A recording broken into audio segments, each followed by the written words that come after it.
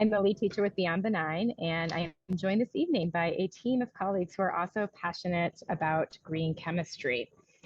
We are so excited to have Raks Derival, a high school teacher from the Innovation Academy Charter School in Tyngsboro, Massachusetts, join us for tonight's conversation to share the story of the Innovation Academy's Science Ambassador Program. In addition, we are also so honored to welcome and hear from several of Raks students who were involved in this innovative program. To get our evening started, we'd love to learn a little bit about you. Please introduce yourself in the chat by sharing your name, location, and the grade level you represent. Please make sure that the name we see on your screen is the name that you would like to have printed on your certificate of attendance for the evening. This is how Beyond Benign gets the names to create those certificates and send them to you. Additionally, if you are comfortable doing so, we welcome and encourage you to share your video feed as it fosters a more intimate and engaging experience for us tonight. We do understand that there are, of course, occasions when that is not possible, and we are certainly understanding of that.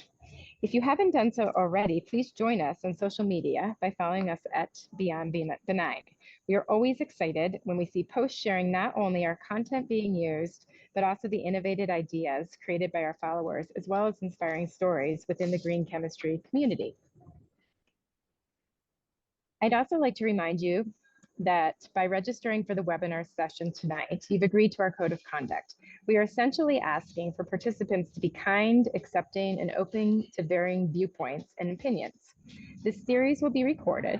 While it is expected that the video feed will focus on the presenter, your voice and video feed could appear at some point. By attending this discussion, you give your consent to allow us to post video and/or sound of you. As we launch into tonight's webinar, we wish to acknowledge this unceded land on which Beyond Benign operates. For years, it has been the traditional land of the Pawtucket and Massachusetts nations.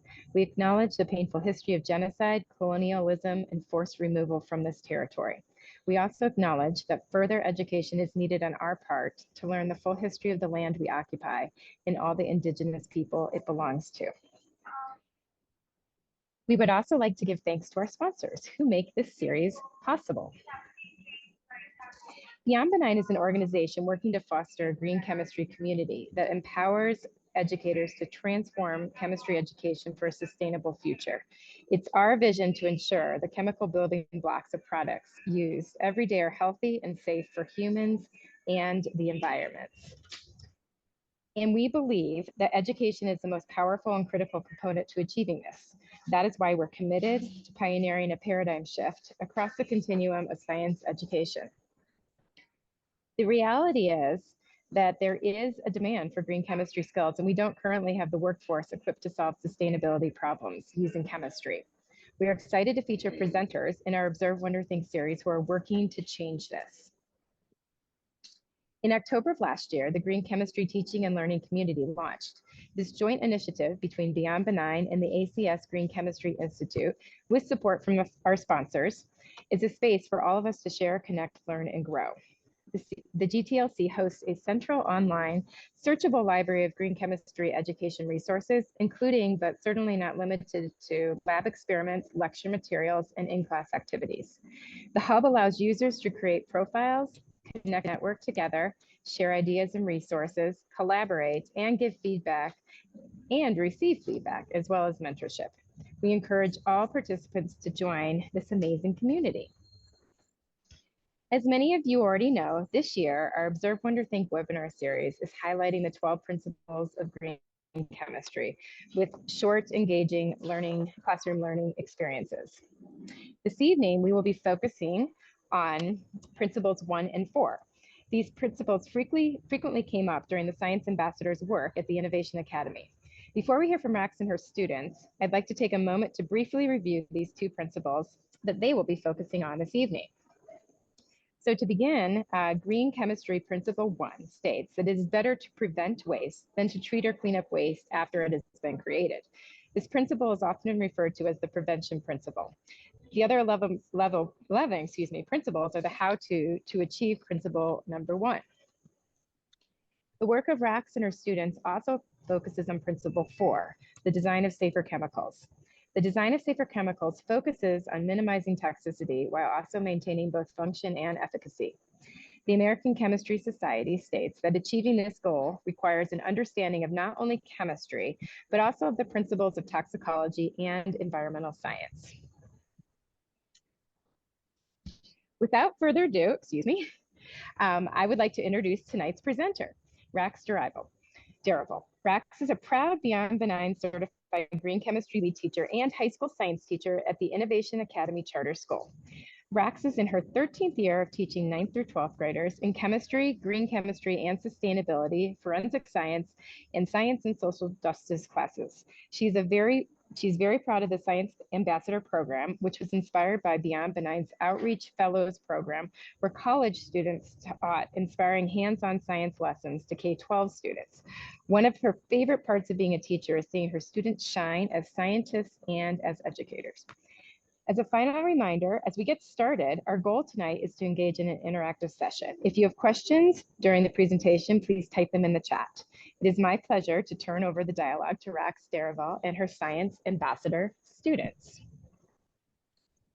Thank you, Erin, for such a beautiful introduction, and welcome everyone. I'm just going to take a moment to share the screen before we officially get started. Can y'all verify that the screen looks okay on your end? Beautiful.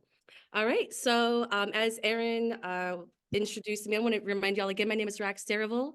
My first name is not Smay, but all my friends call me Raks, so please call me Raks. I prefer she, they pronouns, and I am in my 13th year of being a science teacher. I predominantly taught chemistry, but in the past few years, I had a chance to experiment with teaching green chemistry and sustainability. It's not my favorite, and I think we're really onto something magical. So today I'm here to bring to you a little bit of information on the Science Ambassadors Honors Program, where our goal is to inspire young minds to appreciate and pursue green chemistry. I'm so delighted to be in the company of others who understand how critical it is for our world. And now I'd like to introduce you to the amazing science ambassadors behind me, starting with... Hi, I'm Caleb Derival. I go by he, him pronouns, and I'm in grade 9. Hi, my name is Sumedha Giridharan. I go by Sumi. I use she, her pronouns, and I'm in 9th grade. Hi, my name is Matilda Nguyen. My pronouns are she, her, and I'm in 9th grade. Hi, my name is Isabel Nuth. I go by Isa. My pronouns are she, her, and I'm also in the 9th grade. Hi, my name is Alexandra Porter. I go by Alex. I use she, they pronouns, and I'm in the 9th grade. Hi, my name's Ava Tiello. I go by she, her pronouns, and I'm in the 9th grade. Hi, my name is Piper Tu. I go by she, her pronouns, and I'm also in 9th grade. Hi, I'm Abigail Uwase. I go by she, her pronouns, and I'm also in the 9th grade. Hello, my name is Bano Momotumbi. My pronouns are he, him, and I go by. And I'm in the 9th grade as well.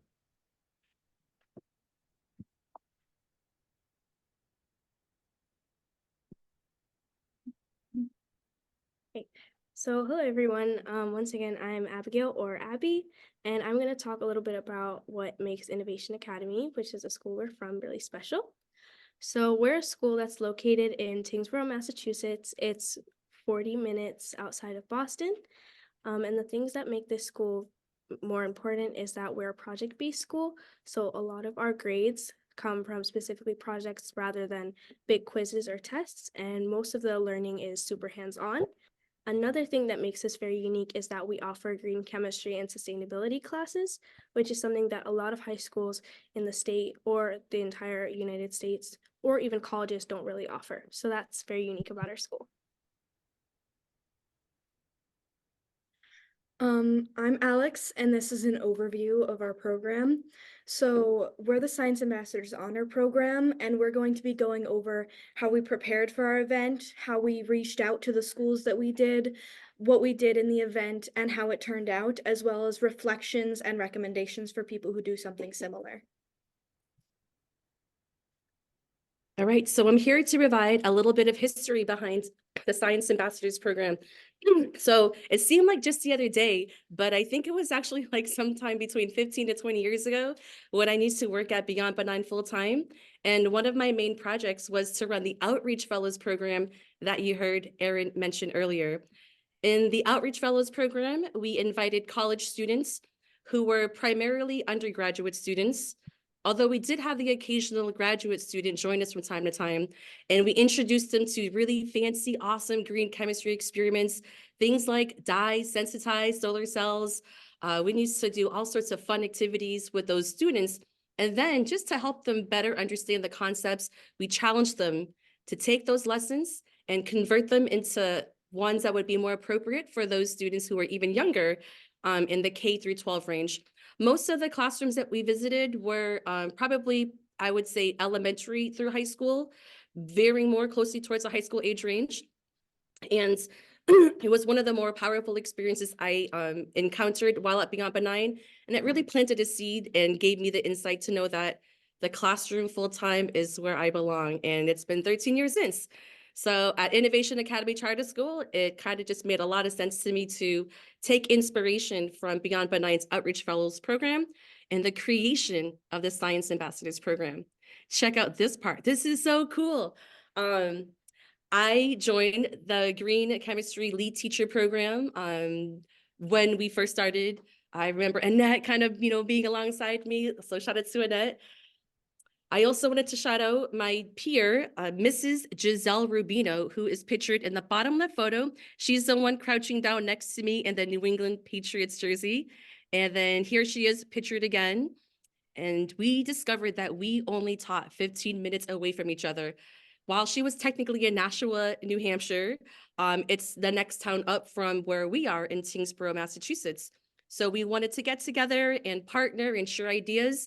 And naturally, out of that collaboration, we got the idea to join our students somehow. And that's when I invited some of my students to think about how can you further extend your learning? How can you pursue enrichment opportunities in this class and earn honors credit while you're at it? It might be worth noting that at our unique school, we really value community membership. So we don't rank students. We don't have leveled classes like AP, honors, et cetera. And it's something that the founders felt really strongly about. So students can still pursue honors classes by pursuing different challenges. And one of them was the Science Ambassadors program. I want to point out the picture down here shows the first team of science ambassadors that visited Giselle's students at the World Academy in Nashua. And the photo above kind of shows them sitting down with the students and guiding them on the concepts. Something that we also value at our school is systems thinking. So we coach them on how to make iceberg models, connection circles, and then we led them through the hands-on activity. That was such an amazing success that Giselle invited us back in June, where you could see I have a different team of students who worked with her 8th graders. And a unique challenge that Giselle presented to her 8th graders was, how do we take the learning that the high schoolers from Innovation Academy taught us and then further transform that into a lesson to be appropriate for our own 4th graders? So they really inspired me to think about how we could reach out to even younger students too. Shout out to Giselle. In terms of the impact we had on the community, this year alone, we visited more than 200 students, all elementary age. I believe at the first school that you'll hear about, the Collegiate Charter School of Lowell, we had over 120, 130 second graders. We were able to break the group up into 2 large groups of about 60. And it was very chaotic, but we had a team of 5 and I tapped in as a 6th person and we were able to kind of manage that. Chaotic, fun, amazing. The excitement was there. And then we also have a team tonight representing a slightly smaller setting, which is a little bit more typical of our visits, where we visit just one classroom. And there at the Morey School, we visited roughly 20, 30 second graders. And the third team that you'll hear about tonight, they engaged with 85 third graders all at once in a giant cafeteria. And we're going to show you a little bit more about that. In addition to those visits, there were a few more that occurred. So overall, I estimate over 2,000 students had a chance to learn from our science ambassadors. They experimented with different formulations, including how to make safer crayons.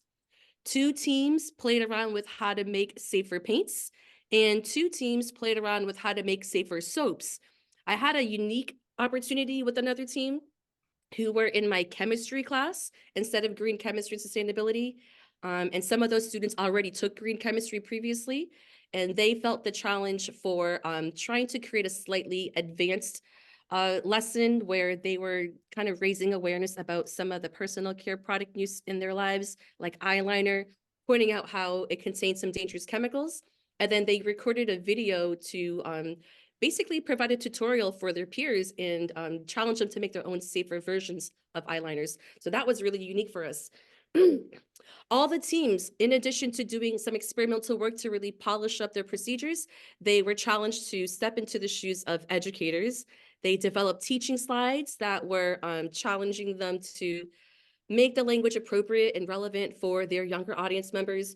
They provided handouts either for the students or for the teachers or for themselves as they guided the younger students through the activity.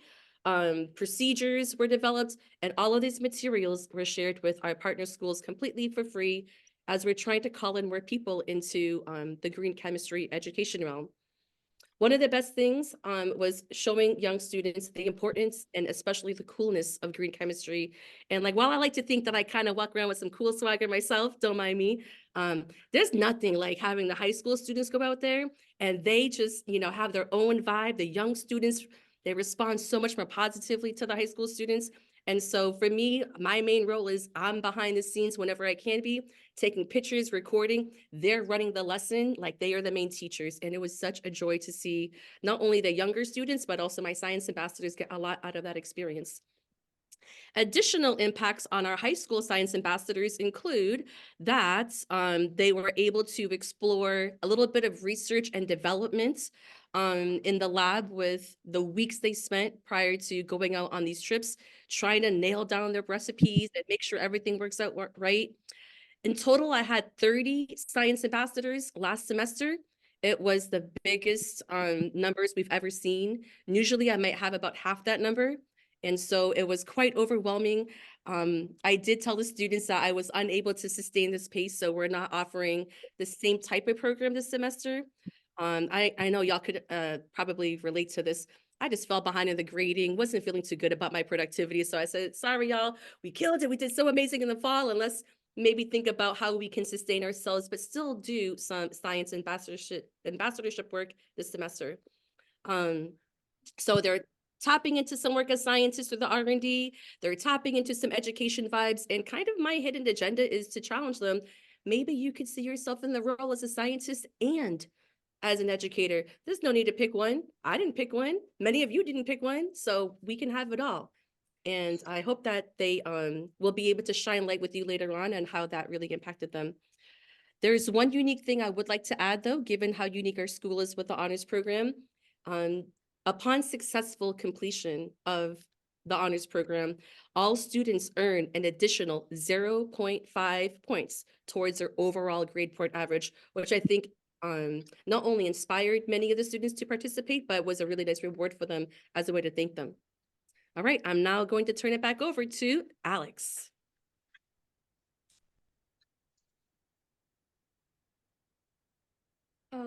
We'll be going over how we initiated, how we prepared our lab and our lesson, what we did in our visit, and also our reflections as a team.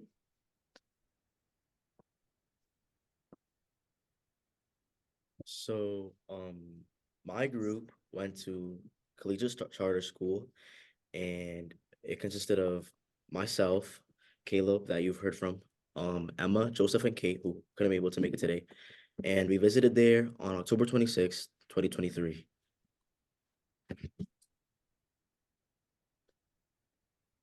Okay, so this is these pictures are showing me and my team working in the lab. So on the top left, Joseph, who's pictured on the right, is measuring beeswax, which is one of the chemicals we initially started working with based off some research we did. I'm on the left and I'm looking for the right size measuring tools to use.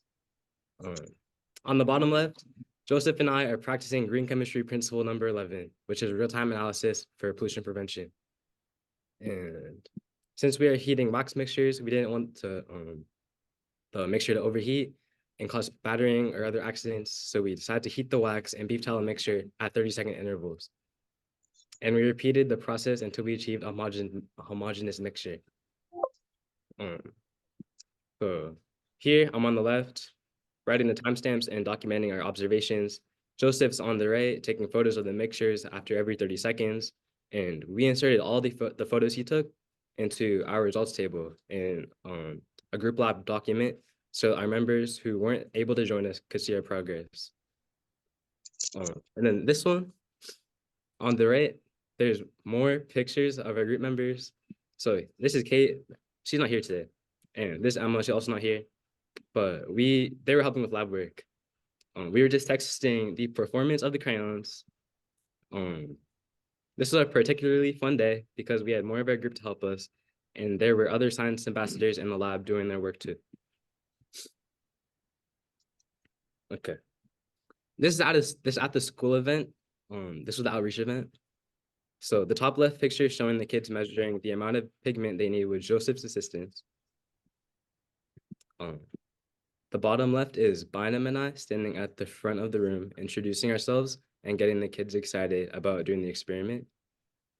And on the right, that's just the kids with their finished crayons. This group happened to make red crayons. And if you can see this, it's like the small little circular molds. We also offered them coloring pages featuring cartoons and images that we thought they'd find enjoyable, like Spider-Man and Stitch. So, yeah, they're gonna be safe. So that means they're gonna be made by hands, and it's gonna be not gonna be harmful. So it's gonna be good for you. It's gonna break down well, and it's gonna be good for you. So this video shows me and Caleb. Well, Caleb is to the right of me, and I'm presenting how our crayons, which used green chemistry, would perform better and why they were better for the ecosystem than the average crayon. And we tried to teach the students about how paraffin wax is used for traditional crayons and how it's not eco-friendly as it doesn't break down easily in the environment, and how that can be harmful for some animals, plants, and our ecosystem. We wanted to show the kids that the carnival wax we are using is better because it is plant-based and it's able to degrade easier, which is connected to the green chemistry principle of number 10, which is designed for degradation.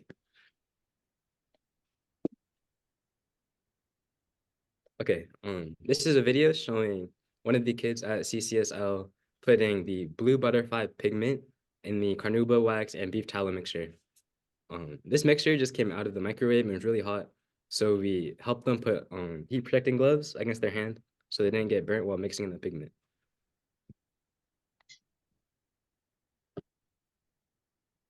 For our outreach event, I created a slideshow to present to the children. And the first slide, which is in the top left corner, is just an introduction to green chemistry, which I wanted to introduce them to, of course, as that is what our outreach event was based on. And it also included the names of our team. And in the second slide, which is in the top right-hand corner, shows the contents, which first of all, we had to introduce them to green chemistry, as stated before. And second was obviously our project, which is to make safer crayons. And the third was analysis. We had to show why and how these are safer than regular crayons and how it relates back to green chemistry. For the third slide in the bottom, I showed the regular crayons versus our green crayons. And the green stands for green chemistry. And that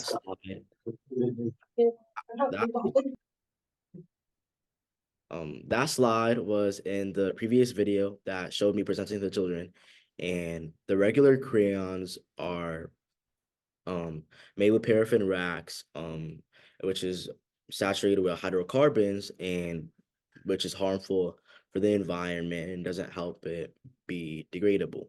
For our green crayons, we used carnival wax, and this made it non-toxic and plant-based, which is better for the environment overall.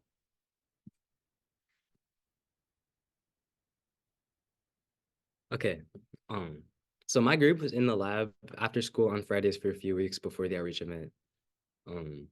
So we've tried to find safe materials for the crayons, and after that we still had to test them. So we looked for the right amount of safe materials to make the crayons with, and we tried to scale down the ingredients so there's as little waste as possible, supporting the first principle of green chemistry, which is the prevention of waste. We practiced this principle by decreasing the amount of materials we needed to make a decent amount of the crayon to the smallest it could be. We were able to decrease the amounts of the carnauba wax, beef tallow, and the pigments. We also reused supplies to prevent waste, such as the beakers, jars, molds, scupulas, and other tools. My group also tried to support green chemistry principle number 4, which is the design for safer chemicals. Earlier in the year in a green chemistry class, we learned about how this principle doesn't mean only making safe products. We have to ensure that the product is safe and that it performs well, which are 2 of the 3 green chemistry criteria, which the 3 are safety, cost, and performance. Okay. We also looked for the safest materials to use, and we went from using beeswax first in the crayon base to carnauba wax, because the beeswax didn't give us the texture we wanted, and we liked how the carnauba wax was more eco-friendly than the traditional paraffin wax, so we decided to use it. We also found out that adding beef tallow, which is beef fat, to the carnauba wax gives us a better texture than using carnauba wax alone for a crayon base. And next, we wanted to make a few colors, so we tested out the colors black, blue, yellow, pink, and green. We spent a lot of time trying to get the exact amount of pigments we needed. So for black, the color black in the crayons, we use charcoal powder. For blue, we use butterfly pea powder. For green, we use chlorella powder. And for yellow, we use turmeric powder. And red and pink, we used beetroot powder. So that basically worked by us adding more of the powder, the beetroot powder. The more we added, the darker it got. So we figured out if we wanted to make red, add more, and if we wanted to make pink, add less. And we really liked how they came out.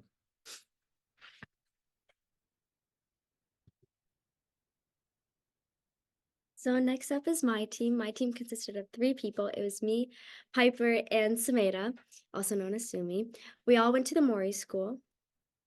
So this was all 3 of us after we gave our presentation and the kids did their hands-on assignment project. And so I was asking them, put 1 thumbs up if you enjoyed what you were doing and you would do it again. And I put 2 thumbs up if you really enjoyed it, and most of them all put 2 thumbs up, so it was really cute and a really cute moment. So this is my team in the lab when we first started the experiment work. On the first image, Sumi and I created our first prototype of paint using gum Arabic powder as the base and turmeric pigment to make yellow. In the second image is a fun image that we all took, all 3 of us together working in the lab. As you can see, Piper and I are having some fun, doing some fun activities with the hands-on assignment project. And while Sumi is taking notes and writing down what we were observing, telling her what we were seeing and what we were doing. And the third image, Sumi is taking notes about what I was doing because I was mixing the base to see what it smelled like, how the texture seemed, and yeah. We were also provided with a procedure created by the previous Science Ambassadors team. However, we discovered a new and improved procedure, which I will explain in future slides. So here are some of the pictures of the kids making the safe paint that we taught them how to make. So we had multiple groups of kids and we also had different colors that they could make. So we have this group over here that did red, this group here did yellow, and this group here did blue. We made the primary colors. And so once the paint was made, the kids got a chance to make all these pretty designs and write their name to test its performance. They had a lot of fun painting with the paint, and they were extremely proud of it because they had made it themselves with the easy to follow procedure that we made for them. So to get to that point, our team first reached out to the Mori School through email with the help of Isa's connection with her cousin who was currently attending that school. We coordinated with both the principal and teacher to set up a date and time for the event.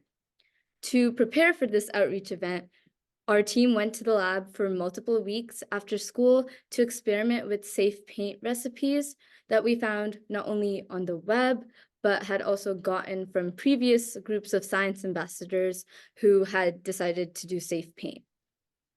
And after many weeks in the lab, our team finally deemed our final paint recipe safe.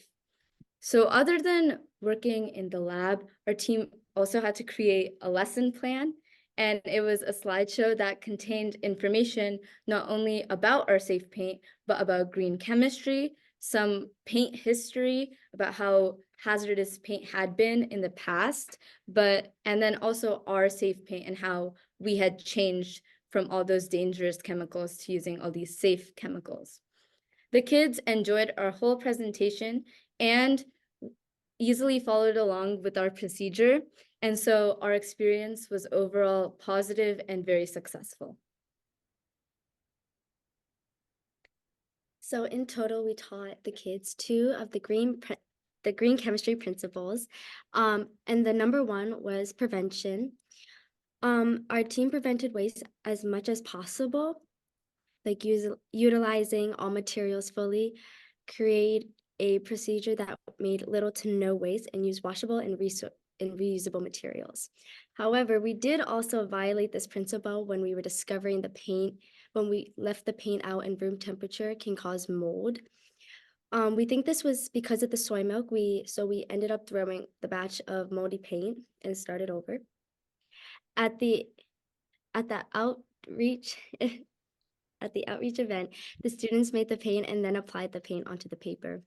We followed the one of the students, who was my younger cousin, to see if the mold grew on paper, and it didn't, so it worked out in our favor. We also applied GCP number 4, design for safer chemicals by seeking safer options for paint. From research showed that many paints created in the past contain mercury levels, which can cause harm to us if contact with our body.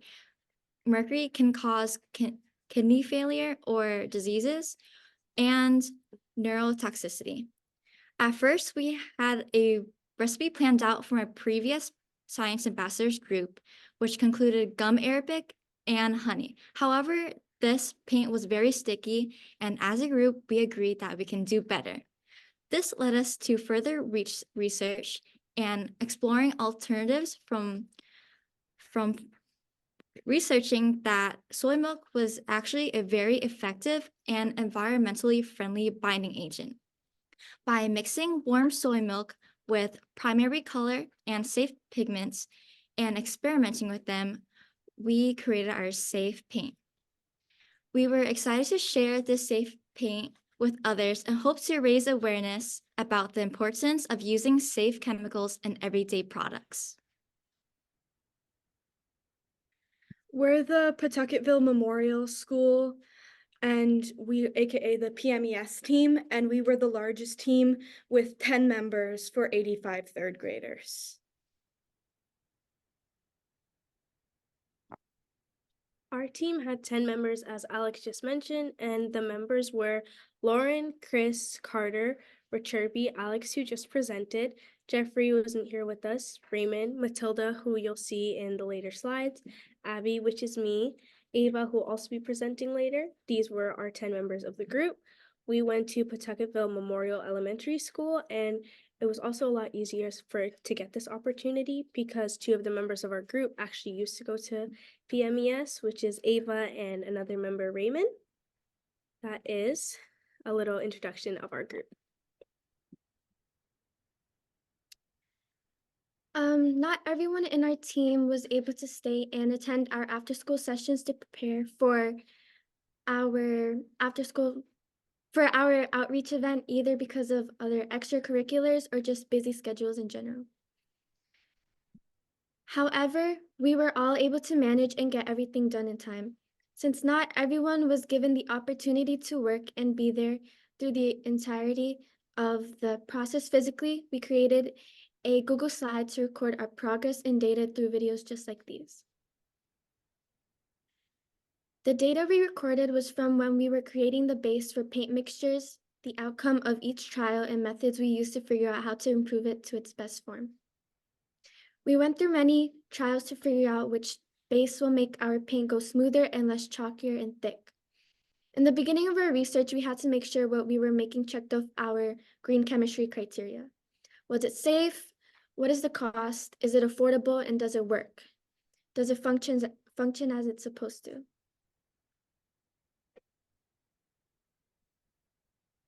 Our group ended up switching our recipes in order to follow as much of the green chemistry principles as we can. We went from making our paint while using heat to making a shorter version without heat that worked better than the first recipe, while also keeping in mind how long 85 third graders' patience would last. This also sets an example of supporting Green Chemistry Principle 6, designed for energy efficiency. Not only did we make a better version of safe paint, but we also followed more green chemistry principles than we would have if we followed the original version of the paint recipe.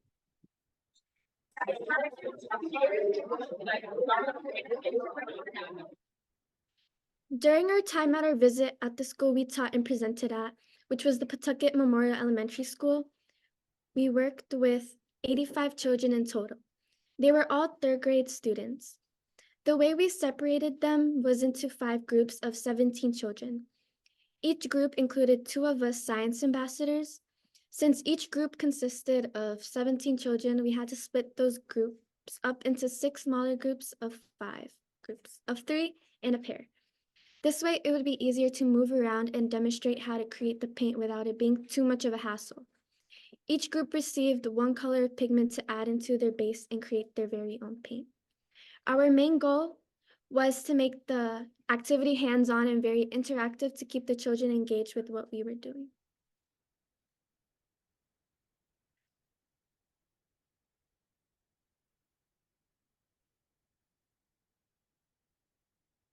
These are some pictures of the slides that we had in our main slideshow. So the first one was our title slide, and we added all these colors to make it really interactive for the kids to see. The second one is a picture from when we were asking the kids how they felt after the presentation was over. So first we see it says, stand up if you had fun being a scientist and making safe paint. So when we were asking these questions to the kids, they would stand up if they felt that they agreed with the prompt. And in later videos, I think you'll be able to see a bunch of the kids standing up for it.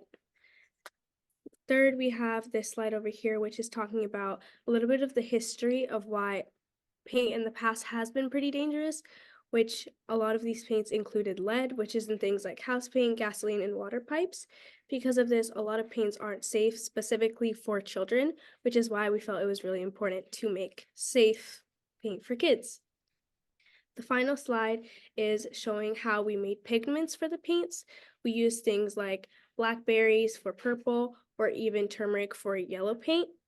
That's just ways that we found natural pigments for our paint. So our first green chemistry principle that we used was number 1, which is prevention. And we practiced prevention by creating a procedure that had little to no waste and required no electricity. We also use natural pigments in containers that could be reused after washing. We use a lot of mason jars specifically for the pigments so that those could be cleaned out and the pigments could be placed somewhere else. We also practice green chemistry principle number 4, designed for safer chemicals. For the first part of it was the pigments that we used. We checked our pigments for safety and also for cost when we were first looking into what we wanted to pigment the paint with.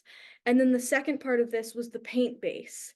Our original recipe had both required heat, and the paint base didn't perform well with the pigments that we were using.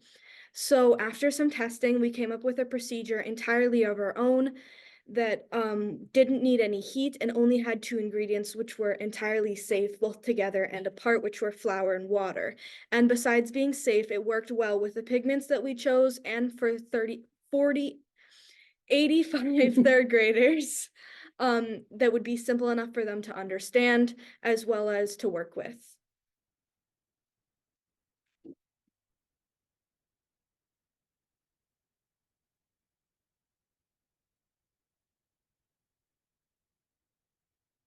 These are some of the reflections we had after our project, and these are from the people who are a member of the Student Ambassador Group.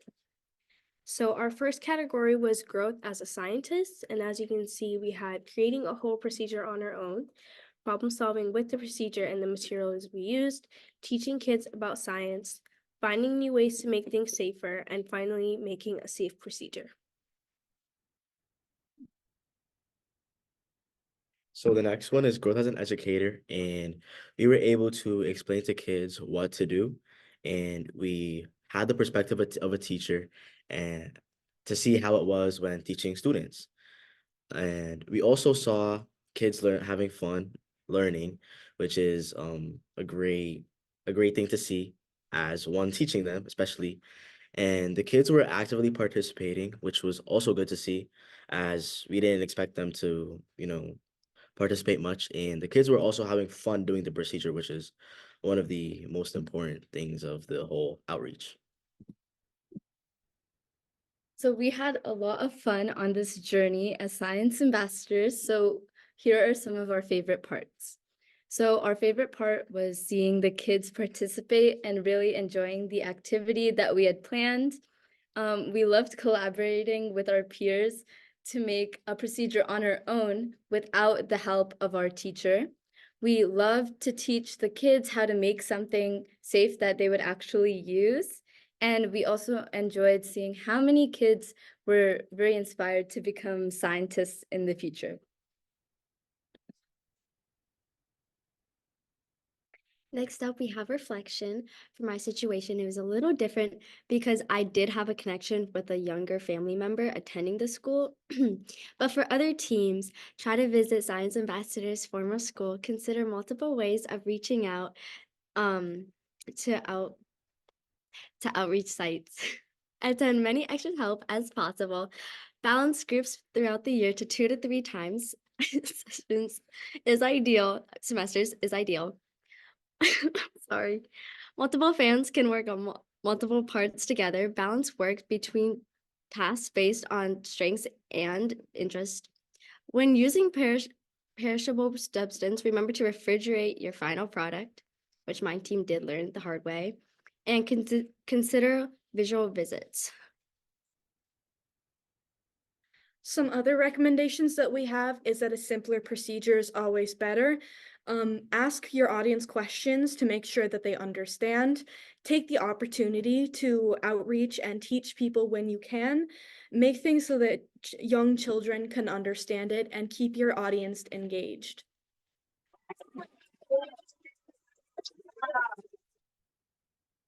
What you just saw there was a small snippet of when the first team that went to the Collegiate Charter School of Lola went out. And you can probably hear the excitement of the kids. There were like 60 little kids in that room with probably 10 adults. And it was nice that they were able to kind of lock into the instructions we were giving, and even and show us that they were able to hear us, listen to us, as you heard them kind of celebrating and letting us know how much fun they were having. Up next, we're going to see a small clip of when Issa, Piper, and Sumi went to the Mori School and they were wrapping up. My favorite part about this next clip is how we are encouraging kids to stop delineating art and science, and to think about how it's possible to be all of that and more. So check out this clip right here. Listen to me. Raise your hand if you had fun today. Okay, perfect.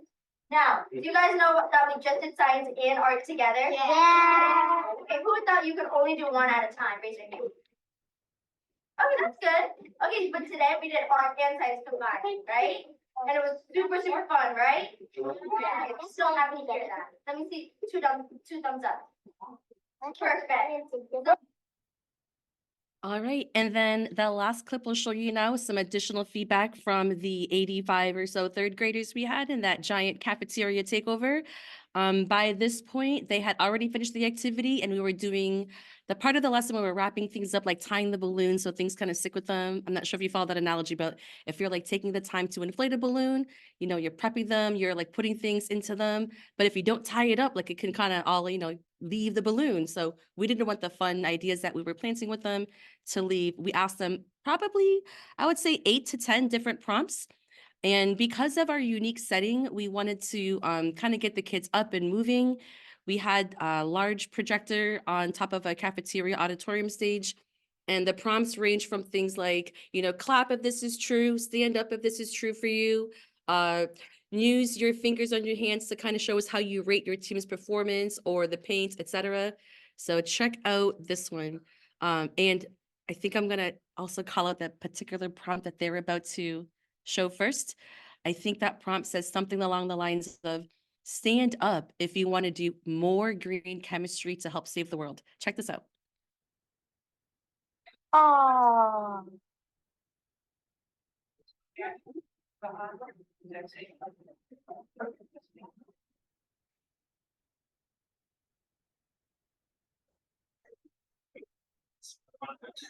So hold up your fingers and show what you rate your team's paint. 1 is being the worst and 5 is the best.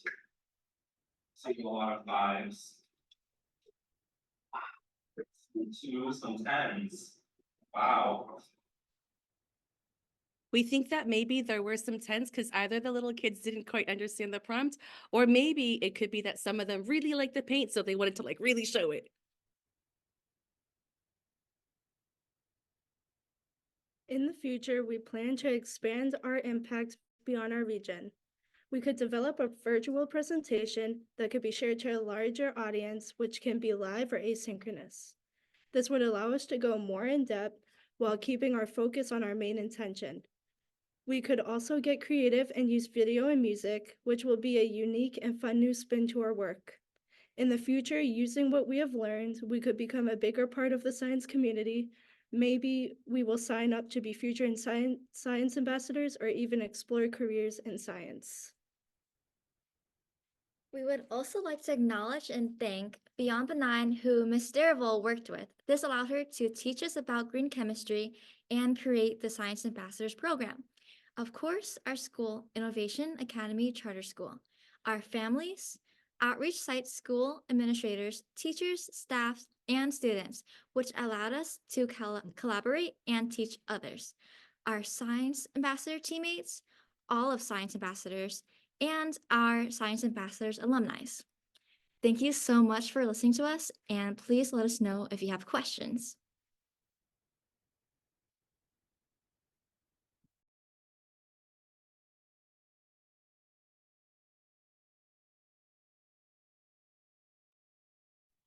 All right, team. We hope that you were able to kind of follow along with the storylines that we brought to y'all tonight. Please take a moment to think about if there are any questions that you want to amplify. You're welcome to unmute, raise your hands, and I'll try to keep my eyes on the chat to see if any questions come up too. Science ambassadors, please stand by in case any questions are for y'all.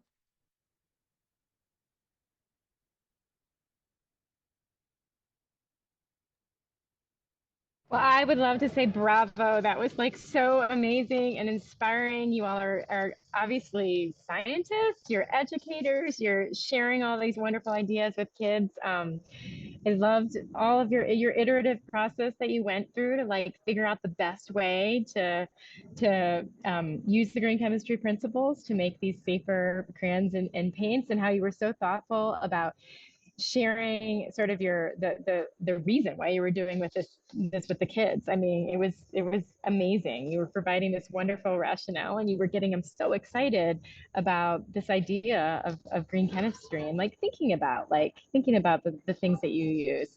And I would personally love to invite all of you to virtually join my 6th grade class at any time if you would like to share some of your work with them. It was my mind is blown right now. So bravo to all of you. It was amazing.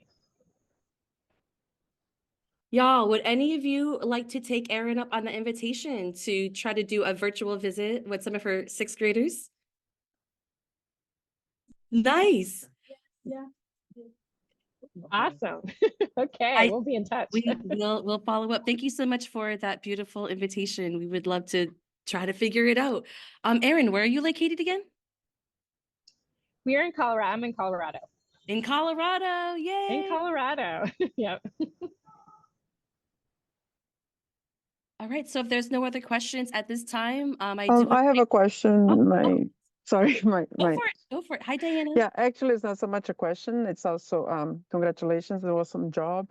I actually just did a presentation on kindergarten, actually transitional kindergarten, on organic chemistry, and it was really, like, okay, how to explain that to transitional kindergarten or 4-year-olds, right? So I really liked what they showed, and then I really liked. I think it's a great win-win situation because they are teaching the kids and they are learning as they go how to improvise and how to, simplify to teach a very hard subject in a way that kids can understand. So I commend you for doing that, and I really loved all the prompts. I may steal some. I really liked it. I mean, I was with 4-year-olds, and the questions are, it's just fascinating to me. I love dealing, kids and showing them. Of course, I had to use a much easier approach for 3-year-olds, but this is wonderful. I love your ideas and keep up the good work. I can, it's so much to say, no? I already said you're all great. Congratulations. And to the teacher too, of course. Thank you so much. What do y'all want to say? Thank you. De nada. Raks, I did want to just check and see, were you all gonna share, did you mention that you were gonna share some resources that you were using, if you want to just elaborate about that at all? You got it. Thank you so much, Michelle, for reminding me of that. So what you saw today in our presentation were just little snippets of like some of the teaching slides and even some of the emails that were sent out. And we'd be happy to put together a folder that had like all of the teaching slides that were created, the handouts, the procedures. I think it might be helpful even for you to see some of our messy notes like during the research, like when we're doing the real-time analysis, taking pictures. So some of that like insight there.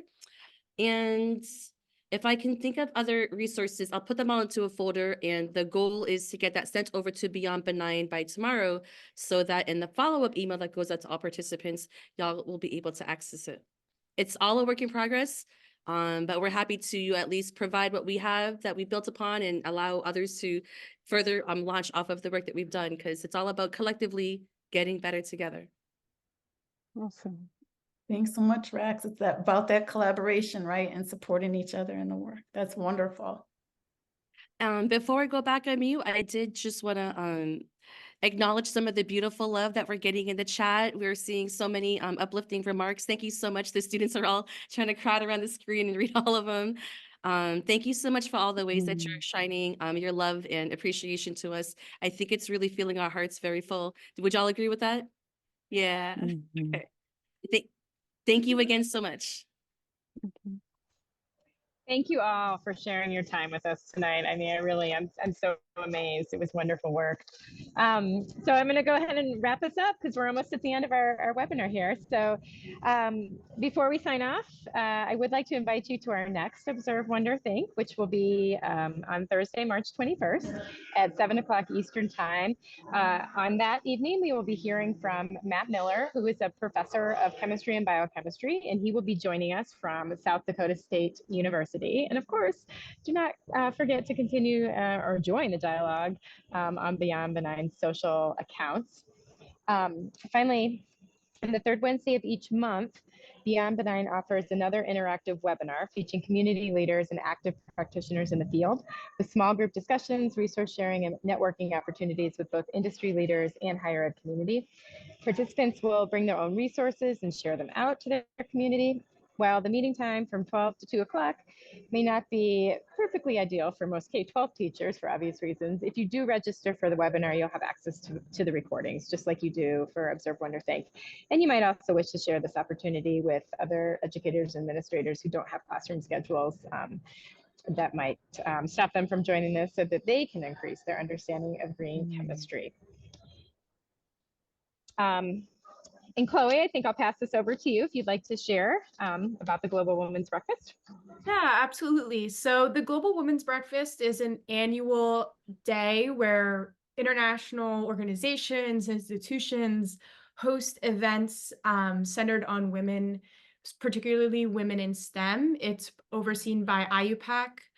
So this year we will be hosting a panel. It is February 27th, again from 12 to 2. So I'm sorry, that's a little bit of an inconvenient time for our K-12 folks. But if you're in higher ed or you have the ability to tune in, you're welcome to. I'm going to drop the link in our chat, but the theme for our panel is catalyzing the green chemistry movement, and we'll be including leaders in the field, all women. Our founder or co-founder, Amy Cannon, will be there as well. So we're very excited. Nim is also here. Nim has been part of the planning. So we're happy to invite you all. Also, students, amazing work. You're awesome. That was such a cool presentation. We're so proud of you, and we're so excited to see what else you're going to do in this green chemistry space. So congrats. And congrats to you as well, Raks, because you're leading all of this. So thank you. All right, and again, if you haven't already done so, please feel free to scan that QR code that you see on your screen in front of you for more information about our green chemistry teaching and learning community, and just to stay current with the latest news and updates. And again, one last thank you to Raks and all of her amazing students. We appreciate you sharing your time and your talents and your amazing energy and your amazing ideas with us this evening. So thank you so much. And thank you to our participants as well for joining us and being present in tonight's webinar. We look forward to seeing everybody again next month. Good night and take care. Absolutely. And as folks wanted to chat for just a few minutes on after we stop the recording informally, we'll be hanging around for just a short bit afterwards.